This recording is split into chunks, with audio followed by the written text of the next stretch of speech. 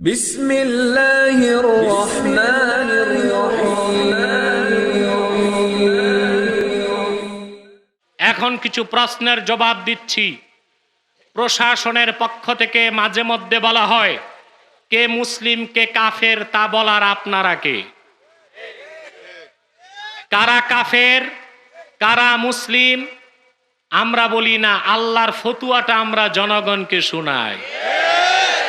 তাহলে আমরা পাল্টা প্রশ্ন করি, কে রাষ্ট্রদ্রোহী কে রাষ্ট্রদ্রোহী না আপনি বলার কে? যদি সংবিধান মোতাবেক বলা যায় কে রাষ্ট্রদ্রোহী আর কে রাষ্ট্রদ্রোহী নয়, তা আল্লাহর কোরআন দিয়ে বলা যায় কে কাফের কে মুশরিক কে মুসলিম, ঠিক কিনা বলা? দুই, যদি কাফের কে কাফের বলা, আমাকে একবার ঢাকায় এক সেমিনারে প্রথম আলোর এক সাংবাদিক প্রশ্ন করেছে, আপনি যাদেরকে কাফের বলেন তাদের কথা কি ফতুয়ার কিতাবে আছে নাকি, নাম আছে নাকি? আমি বলছি আপনার নাম কি? একটা নাম বলছে। আমি বলছি আপনি মুসলিম? বলে জি। আমি বলছি আপনি যে মুসলিম আপনার নাম ফতুয়ার কিতাবে আছে?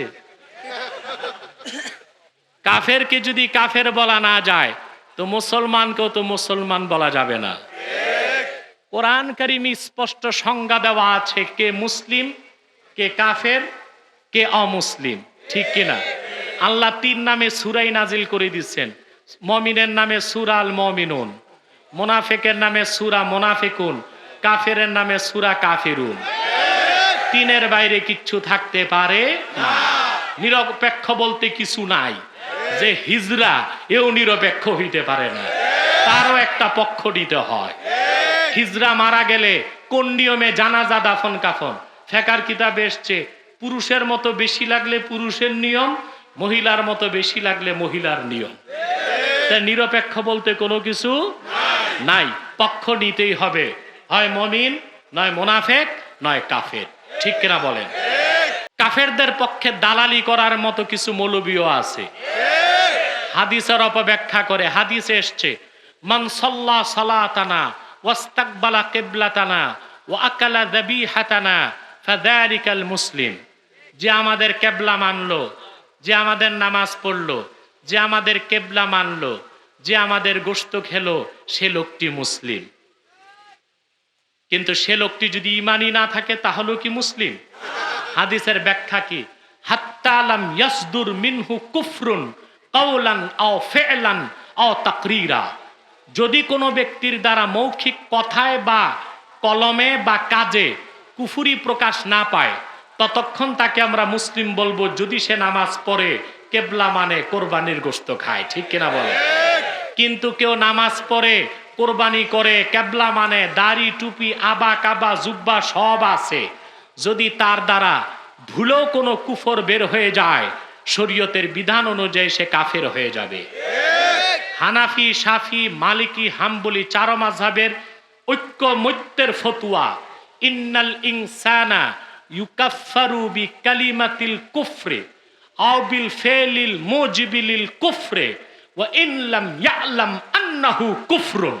4 মাযহাব একমত হয়ে আইন দিয়েছেন, যদি কোনো ব্যক্তির দ্বারা কুফরি কথা উচ্চারিত হয়, লোকটা নামাজ পড়ে, রোজা রাখে, কোরবানি করে, যাকাত দেয়, হজ করে, জিকির ফিকির তাসবিহ তাহলিল সব ঠিক আছে, কিন্তু তার দ্বারা যদি কুফরি কথা বের হয় ইউকাফফার, তাকে কাফের ফতোয়া দেওয়া হবে।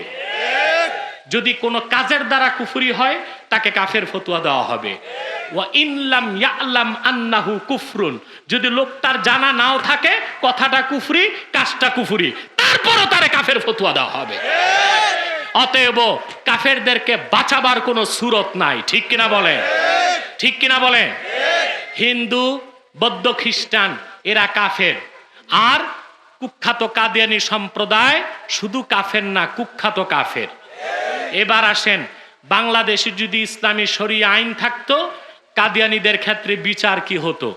কাদিয়ানীরা শুধু কাফের না, তারা জিন্দিক। জিন্দিক জিন্দিক বলা হয় এমন ব্যক্তিকে যে স্পষ্ট কুফরিতে লিপ্ত কিন্তু নিজকে মুসলিম দাবি করে, সে কি? আমি বলি না কাদিয়ানীরা শুধু কাফের না, কুখ্যাত কাফের। কেন বলি? যুক্তি দলিলটা দিয়ে দিচ্ছি।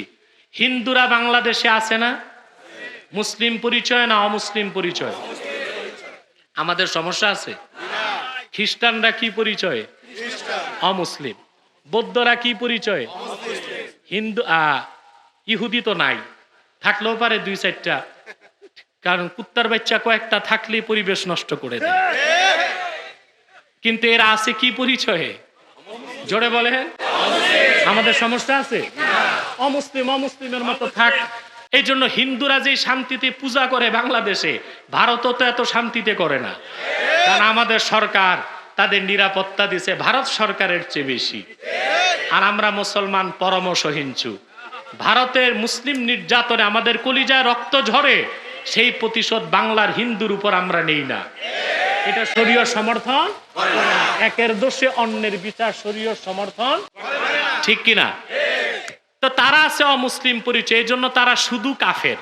কিন্তু কাদিয়ানীরা তাদের চেয়েও বড় কাফের হইয়া নিজেদেরকে মুসলিম পরিচয় দেয়, এই জন্য তারা জিন্দিক, মানে কুখ্যাত কাফের।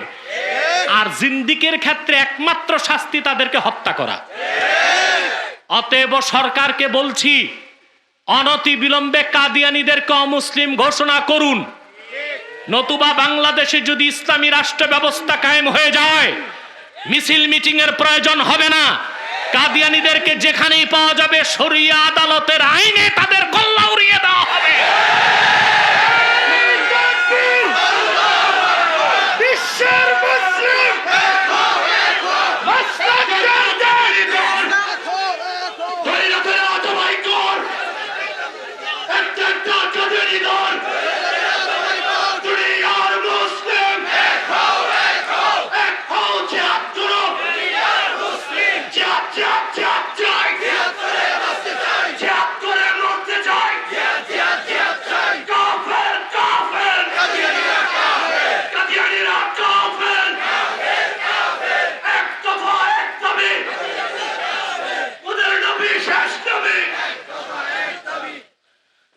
আমার ভাইরা, পরিশেষে আরো কয়েকটি কথা বলে সমাপ্তির দিকে যাচ্ছি।